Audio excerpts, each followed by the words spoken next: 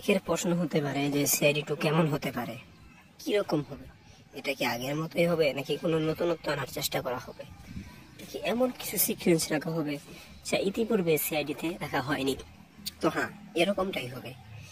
কারণ 1999 সাল থেকে 2008 পর্যন্ত বা 2005 পর্যন্ত একই রকম ছিল, ওই রকম তারা বানিয়েছে।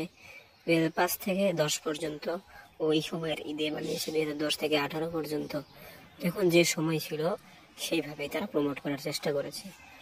এখন 2024 অর্থাৎ 25-এর দিকে আসবে। এখন তো আধুনিক কাল, অর্থাৎ এখানে প্রচুর পরিমাণ অ্যাকশন সিকোয়েন্স, মানুষ তো এখন অ্যাকশন দেখতে পছন্দ করে, এই জন্য প্রচুর পরিমাণ অ্যাকশন সিকোয়েন্স রাখতে পারে এবং রোমান্টিক সিনও রাখতে পারে, কারণ রোমান্টিক ছাড়া কোনো জমেই না।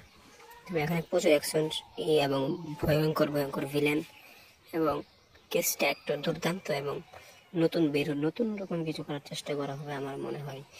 তো এরকমই কিছু একটা করা হবে, তা না হলে তো জমবে না। তো আজকের ভিডিওটি এ পর্যন্তই। ধন্যবাদ পুরো ভিডিওটি দেখার জন্য।